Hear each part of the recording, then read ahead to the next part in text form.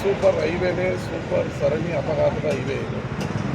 ಕಳಪೆ ಕಾಮಗಾರಿಯಿಂದ 10,000 ಕೋಟಿ ರೂಪಾಯಿ ಖರ್ಚು ಮಾಡಿ ಸರ್ಕಾರದ ದುಡ್ಡು ಅದು ನೀರಲ್ಲಿ ಹೋಮ ಆಗ್ತಾಯಿದೆ. ಮೊದಲೆಲ್ಲ 100ಕ್ಕಿಂತ ಹೆಚ್ಚು ಆಕ್ಸಿಡೆಂಟ್ಗಳಾಗ್ತಿತ್ತು. ಈ ಅಲೋಕ್ ಕುಮಾರ್ ಅವರು ಬಂದ ಮೇಲೆ ಸ್ವಲ್ಪ ಸ್ಪೀಡ್ ಬ್ರೇಕ್ ಮತ್ತು CC ಕ್ಯಾಮ್ರಾಗಳನ್ನು ಹಾಕಿ ರಸ್ತೆ ಸುರಕ್ಷತೆ ಕಡಿಮೆ ಆದಮೇಲೆ ಸ್ವಲ್ಪ ಸಾವು ನೋವು ಕಡಿಮೆ ಆಗಿತ್ತು. ಇವ್ರು ಏನಂದರೆ ಅವೈಜ್ಞಾನಿಕವಾಗಿ ಮಾಡಿದ್ದಾರೆ. ಹೈವೇಯಿಂದ ಎಕ್ಸಿಟ್ ಕೊಡುವಾಗ ನಾವೇನು ಸರ್ವಿಸ್ ರೋಡ್ ಕೊಡಬೇಕು, ಅದು ಸಮತಟ್ಟಿರ್ಬೇಕು. ನೋಡಿ, ನಾವು ನಿಂತಿರೋ ಜಾಗದಲ್ಲಿ ಹಳ್ಳ ದಂಡಿ ಇರುತ್ತೆ. ಇದು ಸಾವಿಗೆ ಮತ್ತು ಅಪಘಾತಕ್ಕೆ ಭಾಳ ದೊಡ್ಡ ಮಟ್ಟದಲ್ಲಿ ಕಾರಣ ಆಗ್ತದೆ. ಇವರು ಕೇಂದ್ರ ಸರ್ಕಾರ, ಗುಜರಾತ್ ಮತ್ತು ಮಹಾರಾಷ್ಟ್ರ ಗುತ್ತಿಗೆದಾರರುಗಳಿಗೆ ಕೆಲಸ ಕೊಡಬೇಕು ಅಂತ ಹೇಳಿ ಬಿಲ್ಡ್ ಕಾಯ್ನವ್ರಿಗೆ ಈ ಗುತ್ತಿಗೆದಾರನ ಕೊಟ್ಟಿದ್ರು. ಅವರು ಕಳಪೆ ಕಾಮಗಾರಿಗಳನ್ನು ಮಾಡಿ ಓಡೋಗಿದ್ದಾರೆ.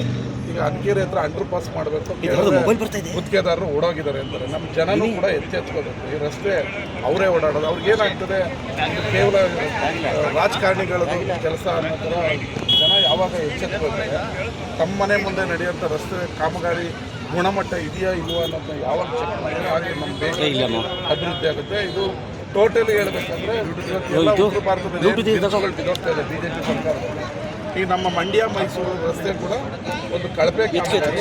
ಇದನ್ನು ಸಮಗ್ರವಾಗಿ ತನಿಖೆ ಮಾಡಬೇಕು. ಈ ರಸ್ತೆಯಿಂದ ಅಪಘಾತಗಳಾಗ್ತಾಯಿದೆ, ಈ ಥರ ಬಸ್ಗಳು ಬಿಡ್ತಾರೆ, ಅಮಾಯಕರುಗಳ ಸಾವು ನೋವುಗಳಾಗ್ತಾ ಇದೆ. ಆದರೂ ಕೂಡ ಸರ್ಕಾರ, ಕೇಂದ್ರ ಸರ್ಕಾರ ಕಣ್ಣು ಮುಚ್ಚಿ ಕೂತಿದೆ. ತೀವ್ರವಾಗಿ ಖಂಡಿಸ್ತಿದೆ. ಕಳಪೆ ನೋಡಿ, ಇವಾಗ ಇದು ಆಕ್ಸಿಡೆಂಟ್ ಆಗೋಕ್ಕೇನು ಹೈವೇಗೆ ಮತ್ತು ಸರ್ವಿಸ್ ರಸ್ತೆಗೆ ಹಳ್ಳ ಇದೆ. ಈ ಹಳ್ಳ ಇದ್ದಾಗ ಏನಾಗ್ತದೆ, ಸಣ್ಣ ಗಾಡಿ ಸ್ಪೀಡಾಗಿ ಬಂದಾಗ ಹಳ್ಳದಲ್ಲಿ ಎದ್ದು ಮೇಲ್ಗಡೆ ಬಂದಾಗ ಬೀಳ್ತೀವಿ.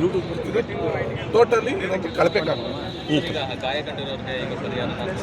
ಅವ್ರು ಏನಂತ ನೋಡ್ತೀವಿ, ಯಾರು ಏನಾಗಿದೆ ಅಂತ ಸರ್ಕಾರದಿಂದ ಏನು ಪರಿಹಾರ ಕೊಡಬೇಕು, ಕಾನೂನಾತ್ಮಕವಾಗಿ ಅದನ್ನು ಕೊಡಿಸೋಕೆ KSRTC ಚಾಲಕರು ಸರ್ ಇಂಥ ಕಳಪೆ ಕಾಮಗಾರಿ ಇರುವಂಥ ರೋಡಲ್ಲಿ ಓಡಾಡ್ತಾರೆ. ಅವರು ಕೂಡ ಒಂದು ಜವಾಬ್ದಾರಿ ಇರಲ್ಲ. ಅವ್ರು ಒಬ್ಬರೇ ಇರಲ್ಲ, ಗಾಡಿ ಒಳಗಡೆ 80 ಜನ ಇರ್ತಾರೆ. KSRTC ಕೆಂಪು ಬಸ್ಸಲ್ಲಿ ಓಡಾಡೋರು ಯಾರು ನಾನು ನೀವು ಯಾರು ಓಡಾಡೋಲ್ಲ, ಪಾಪ ಬಡವರು ಓಡಾಡೋದು. ಒಂದು ಮನುಷ್ಯತ್ವ ಇರಬೇಕು.